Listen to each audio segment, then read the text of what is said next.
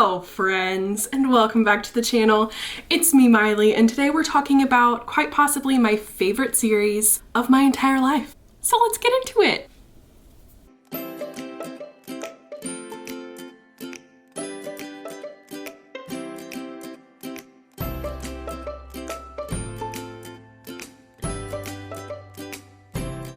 Hello, if you're new here, don't forget to subscribe if you haven't already because we're trying really hard to get to 1,000 subscribers by the end of the year. Today, I am so excited for this video, you guys. Oh, and by the way, we're about to move, so there are limited background options for filming while we're in the process of packing, which, by the way, it's another reason to subscribe because there's going to be so much moving and new house content coming so fast. So just excuse my kind of different background today. I normally film book videos in my office, but it's already pretty much packed up. So today, I'm so excited to talk all about the Harry Potter series. Now, just for a little context, I am a die-hard Harry Potter fan. I have been my entire life. I grew up in the prime real estate decade of the Harry Potter child. Okay, I experienced it all, read all the books over like my 6th grade summer. So it's one of the first experiences I had with a true series that just brought me so much love. I connected with it so well. I fell in love with the characters. I just felt this huge, strong connection to this series, these characters, the story. But the caveat is that I have dwindled as a Harry Potter fan over the past few years. And it's really because of the controversy surrounding J.K. Rowling. I'm really not going to get into it here. You can definitely go read about it if you happen to not have heard about it. Some of her beliefs, especially towards the trans community, just really bum me out and are certainly not what I believe. It's really been hard in my brain to reconcile this thing that I love so incredibly much, that is such an accepting and powerful and you be you, with an author who has come out and said some things that don't necessarily jive with the themes of her amazing books. And so J.K. Rowling kind of cooled me off to the Harry Potter series in my adulthood for the past few years. Recently, we booked a trip to go to Universal Studios, and I was really excited to go back to Harry Potter World, and I thought, you know what? I'm gonna read the books again to kind of hype myself up and get myself more into the series once more and kind of return to that nostalgia and that childhood series and redevelop and regrow my love for the series. That's what led me to this video and this experience of listening to the Harry Potter books on audiobook for the very first time. I reread the series millions of times as a kid and watched all the movies, of course, but never experienced the audiobooks. So I thought, you know what? We have Audible. I'm gonna try and listen to the audiobooks before we go on our trip so that I can remember the series and reminisce and just hype myself up even more to go to Harry Potter World. So that's what I did, and that's what we're gonna talk about today. Wow, that was a lot of caveats, but I'm so excited to give you my definitive ranking and review of the Harry Potter series and talk about my experience listening to the audiobooks. Oh, my love for it has been reignited and I'm so happy. So let's just get the frick into it, okay? I did not listen to the Stephen Fry audiobook versions. I'm sorry, I couldn't really get a hold of them. I didn't actually work that hard to get a hold of them. I just bought the ones that are available on Audible, and they're narrated by Jim Dale, who I know is kind of controversial. People have opinions that he sucks at reading the books. People like him, people love him. It's all over the spectrum. I really enjoyed his reading. Now, there were some characters that annoyed me more than others. I had to really get used to his interpretation of Hermione, who's my favorite character, because it wasn't the Hermione in my head. But the more I listened to him and his interpretation, the more I got used to it and the more I really grew to really like it. I thought he did a great job overall. It's a freaking hard job, and I really, really liked it, especially by the end. He was superb. So I am in the camp of Jim Dale does a great job. I'd love to listen to Stephen Fry's version one day, but we're working with Jim Dale right now, okay? So sorry, but that's what you get. Okay, so the very first book. It was so nice to go back to the very first book, which I hadn't read in years and years. And I had forgotten how much of a children's book the first book is.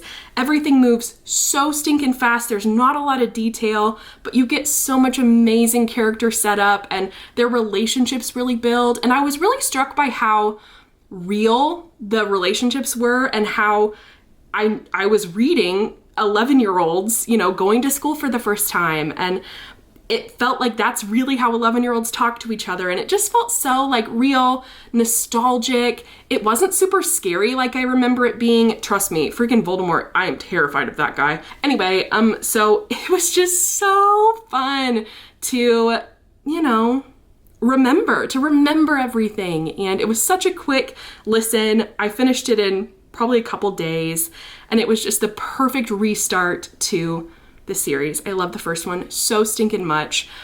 Definitely stick around to the very end to hear my ranking, because it surprised me so much when I like got through the whole series and really was thinking about which ones were my favorite in what order. Let's just say they differ from my original interpretations of the books and which ones were my favorite when I was younger. Then we get to the second one, and I've always really liked the second one. I know the second one is kind of a letdown for lots of people, and they feel like it's kind of slow and boring, but I've always loved the second one, and mostly because the second one is the first time we get real hints of a Horcrux. And they're extremely, extremely subtle. It's scary. Reading about the Chamber of Secrets and the snake in the wall, whew, that did scare me a little bit. I'm a freaking scaredy cat though, you guys. Like, scaredy cat, so everything scares me, but it scared me. I loved the development of Hermione and Ron in this one, and how they just flippin' hate each other. They go back and forth, they fight constantly. I loved that. Loved that. That was probably my favorite part of the second book. I was just as annoyed with Dobby and the whole freaking pie situation and making noise at the Dursley house at the beginning of the book. Oh, that's like one of my least favorite chapters to read of all of Harry Potter, because poor Harry, it's not his fault at all and he can't control what's happening to him. But very similarly to the first book, I felt the second book still very much reads like a children's novel and is super quick and fast-paced to get through, which I liked and I appreciated.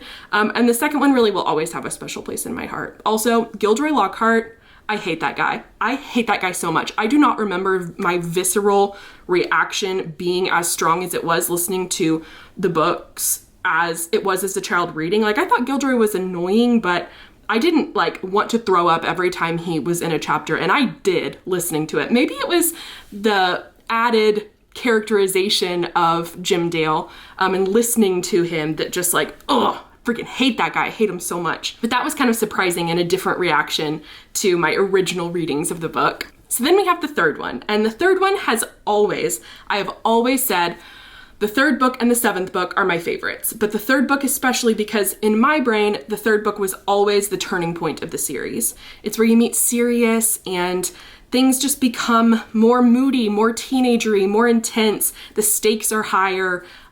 Harry's being hunted. All is not as it seems, and the mystery of who Sirius is and his connection to Harry unravels. And that was always so incredibly fascinating to me. I love a good backstory. I love when backstories are included in anything. And so the whole Sirius introduction is just amazing for me. I love it. And to me, I always felt like the third book, which I read at camp, actually, Camp Nani Chaha, which was one of the worst freaking weeks of my life, except that I was in the middle of reading Harry Potter #3 the first time and I loved it. But it has always, to me, felt like the pinnacle turning point of the series. And that's different from a lot of people. A lot of people feel like the fourth one is, because the fourth one you get much longer, much more detail, much more kind of grown up. You start moving into romance and, you know, humor and puberty and growing up. But the third one always, to me, felt like such a turning point, like, oh, we're getting serious here. So I loved the third one because of that. But in listening to the third one, I did not feel those same feelings this time around about it being the pinnacle turning point of the series. So I was not disappointed at all in the third one because I still love that story so much. But it definitely, I interpreted it differently this time around reading. I don't know why, but I just did. So then we get to the fourth book. And when I tell you that I was so shockingly surprised by the fourth book, oh my gosh. I never disliked the fourth book. I really liked the fourth book reading it. I mean, I liked all of them reading them, but it was never a standout to me. It was never one that I was like, oh, this one's so good. It's one of my faves. I love it so much. The fourth one was always to me just like, yeah, that one's pretty funny. They're, you know, starting to date and have feelings and Voldemort comes back to life and the real story has started, but it never felt like this is a special book in the series to me. Boy, did all that completely change when I listened to the fourth book this time around. To me, this time around reading through the series, the fourth book is the pinnacle. It is the turning point. It is when shit hits the fan and the books start to be grown up and for a teenage audience, and the characters get more complex and messy, and the relationships are awesome, and it is such a funny book. I mean, Hermione and Ron especially in this book are so funny. Fred and George in this book are freaking hilarious. It's just so many like comedic moments that I love about this book that I just didn't appreciate before. So the fourth book to me was maybe my favorite reading through this time, which is shocking because I never had a real like strong connection to the fourth book as a child. So, oh, I loved it so stinking much and thought it was just like the most fun and most anticipatory to listen to. So then we get to the fifth book, and the fifth book was always pretty high on my list as a child, and I loved the fifth book, reading it through again this time. I mean, it is so good, completely different tone than anything else in the whole series. You get moody Harry, kind of depressed Harry, angry Harry. You get to see Harry as a more complex character, and you know, he's not always the boy who does the right thing always and has a great response and is pretty calm and collected and level-headed and kind. You got to see Harry be fiery and just like a different side of him that I really loved. I mean, I was sad that he had to go through everything he had to go through in book 5 because, man, it really starts beating up on him at that point. The story really starts feeling serious and like he's got a lot to face and he's had to go through so much, and you just connect with his pain and his anger and his misunderstood feelings, and you just really connect with Harry in the fifth book. And you know, at the meantime, the story is picking up hardcore and you're getting the political conflicts and you're starting to see something brewing and bubbling to the surface, and it's just so complicated. Oh, I just love everything about the fifth book except my least favorite character in the entire freaking Harry Potter series, Dolores Umbridge. If you like Dolores Umbridge, something is wrong with you. Something is wrong with you if you like that girl, because I hate her guts. There is nothing likable about her. I know there's not supposed to be. The point of her character comes across exactly perfectly how you're supposed to feel about her, but I just hate her so much. There's nothing redeemable about her. Every scene she's in makes me want to throw the book across the freaking room. I hate that lady. I hate her so much, and her stupid cats and her stupid bows, and oh, I hate her. I hate her. I hate her. So that was painful to read just because of an idiot. But what I loved that I hadn't caught about this book the first time reading through was more of the nuanced relationship between Umbridge and the other teachers, like especially McGonagall. McGonagall never backs down to Umbridge, and she really puts Umbridge in her place and makes her feel like the stupid idiot she is. And I love Minerva McGonagall even more for that. So that was a fun thing I caught in the fifth book that really helped me kind of calm down a little bit about Umbridge and help me appreciate that character for what it is a bit more. But man, she is hard to read. Overall, the fifth book I love the fifth book. Loved it back then, still loved it now. It's a good one. Then we get to the sixth book, and oh, I've always loved this. The sixth book, I would say, is in my top half of favorites. Always has been. Never like 1 or 2 or 3 even, but like solid 4. Like I love the sixth book. This time around, I loved it even more. Everything about Snape and Harry investigating Malfoy. And you know what I noticed also about Harry that I really loved? Harry always follows his instincts, even when people don't believe him, even when people fight against him and tell him he's wrong. He does not let that stop him. He does not let other people's opinions get in the way of his feelings and what he thinks is right. And he, even when it's, you know, going after Malfoy in probably not the healthiest way, but like he turned out being exactly right about Malfoy, exactly right. Even though no one believed him, he never gave up. And look where it got him. Like he took him down, you know? I mean, kind of in a bad way, but still. I just love that about Harry, that he does not back down. I love Ginny in this book. I love her so much in this book. Ginny is my favorite character of this book. I love how confident she is and how she just like finally decides, I'm not gonna wait around for Harry. I'm gonna be my own self. She just blossoms and comes into her own as just a total badass. Like, she's a badass in a completely different way from Hermione, and just like brings an amazing edge and a sarcasm to the series that I love so much. Her and Harry's relationship is just the sweetest. I love the green monster stuff, all that, you know, build up. Ugh, and their perfect kiss at the end of the Quidditch match. Oh my gosh, I love it so much. So the sixth book, I love that one. Loved that one from the beginning, and I loved it, I think, even more this time around. It is so stinking good, and I love it so much. And dealing with Dumbledore's death and not knowing, you know, yet what that sacrifice was and that it was for the greater good. It just is crushing. It is crushing, crushing, crushing to read.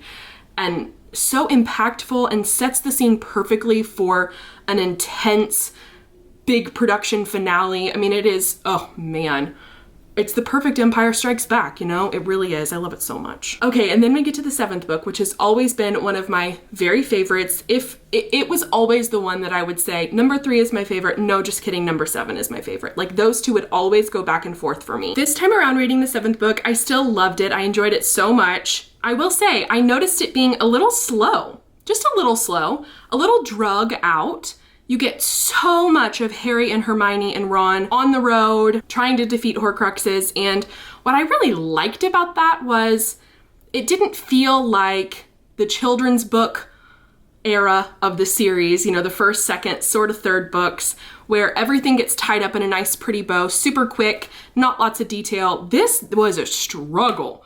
Their journey was a true journey. It was hard and it was tough, and there were challenges and setbacks, and wow, they really had to commit and do it. And I so appreciated that about the story. It made it gritty and real and hard and, you know, kind of a chore to get through at times, which that's, I guess, what I mean when I say it was a little bit slower than I remembered. You had to work for it. You had to read for it, you know? It was not an easy, typical journey, but it was definitely different reading it than what I remember the experience being like the first time. And probably because the first time I was speed reading through everything, just trying to figure out, like, who's RAB? What's gonna happen? Are they gonna kill the Horcruxes? Like, what are the other Horcruxes? Is Voldemort gonna die? Is Harry gonna die? Who's gonna die? Because somebody's gotta die, you know? I loved all of the, and I don't remember loving this from my first, you know, experience with the series, but I loved reading all of the flashbacks and the flash into each other's mind of Harry and Voldemort. I remember that always terrifying me as a kid, reading that, and I would just kind of speed through those sections because I was too scared to have Voldemort in my head. But I loved those moments in the book. It was just such good insight into that relationship and to Voldemort and his plans. And I feel like I learned so much more about Voldemort in the 7th book, and I really enjoyed that. And it was nice to be able to move past the fear. I've truly always been so terrified of Voldemort. Like, he has been my worst fear. Like, I would have nightmares about him. Like, I would go to the bathroom at night and flush and then run down the hallway back to my room because I was afraid Voldemort was gonna pop out of my toilet. Like, that is real. Like, isn't that the weirdest thing ever? Like, wow, my OCD brain did some weird stuff to me as a child, but I really liked reading the character of Voldemort. And he wasn't as scary to me this time around. It felt so high stakes, it felt so real, and you're so stressed and worried about people dying, and oh my gosh, the most heartbreaking moment in my mind of the whole Harry Potter series is when Hedwig is just like killed without another thought, without any sort of like hype or preparedness. Like, it's just like, oh, there goes Hedwig, she's dead. Oh my God, we don't have time to process right now because this is life or death. My companion that was my true only person who experienced my whole real life with me at the Dursleys and has been there every second of my life is gone. It made me think about my dog, Indiana. So sad. So I hated when Hedwig died. I mean, I remember bawling my eyes out in that moment when I very first read the book. I remember like having to put it down for like 30 minutes and be like, I can't read any more of this. If we're in the first 50 pages and Mad-Eye and Hedwig have already died, what is happening? Like, what is happening? So that one just always hits me hard. It hit me hard again. But overall, the 7th book is so enjoyable to read. Such a good finale, such a good build, amazing relationships. Freaking Hermione and Ron finally get together. That's truly, it's my favorite scene in the whole entire series. Like, the build up, the anticipation of that moment was absolutely worth it. It's worth it. It was worth it back then, and it is worth it reading it through this time.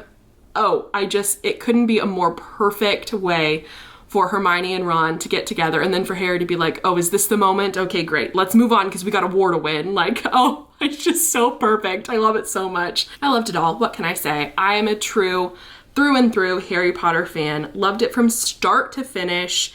and it just super reignited my love for the series, and I can't freaking wait to go to Harry Potter World. Whew, it's just gonna be so nice now that I relived all the magic and I can see it in real life in front of me again after years, and oh, I'm just so hyped and so excited. So before we finish up this video, let me give you my definitive ranking of the series, reading it while listening to it as an adult. It is much different than what I would have said as a kid. Like I said, number 3 and number 7 were my 2 competing favorites. That was not the case this time around. My least favorite book, my least favorite to read, and keeping in mind, of course, that I love all of these books. Every book in this series I love so much. So when I say my least favorite, take that with a grain of salt because I love them all. My least favorite was Harry Potter number 1. What? Harry Potter number 1? The heart of the series, the start of the series was my least favorite. It was. I loved it so much. It was so nostalgic to read, but like, it's a kid's book, you guys, come on. Then my second least favorite, probably number 2, which is crazy because I would have ranked number 2 pretty high. I love number 2 as well, but you know, again, it's still in that children's book era of the series, and it was so fun and nostalgic to read, but there's not much there, you know? And I would say my 5th favorite, I guess we can switch it to favorites to make it less negative sounding, but my 5th favorite was probably book, oh, this is where it gets so hard. Book 3, I'm just gonna say it. My 5th favorite was book 3. I'm telling you right now, it was ranked number 1 for my entire life, and I'm ranking it at 5th place. What? That's insane. Whew. But you know, that's just the way it is. My 4th favorite, this is where it gets so hard. Oh, it's so hard. My 4th favorite. My 4th favorite. It's number 5. It's number 5. And honestly, number 5 doesn't rank higher. One word, umbrage. That's just it. I love book 5. I love the whole story. I love the moodiness, but it's 4th favorite because Umbridge just irks me to the core of my being as a human, and I just can't get over her. So 4th place, book 5. Okay, now top 3. In 3rd place, this is so hard. In 3rd place is book 7.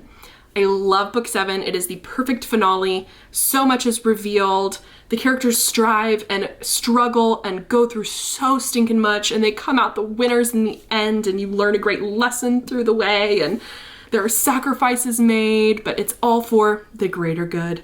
Man, I loved number 7. It was so great, but it doesn't beat out the top 2. So I will say my 2nd favorite book of the whole series is book 6. I love the teenage angst in book 6. I love the awkwardness of the relationships and having feelings for each other. And I love Harry in this book, how true to himself he is and what a fighter he is in this book. Like, I love that Horcruxes finally get revealed and Harry gets his training from Dumbledore. There's so much to love about book 6. So much to love about book 6. And that's why it's my 2nd favorite, beat out only by the most surprising listen of the whole series, book 4.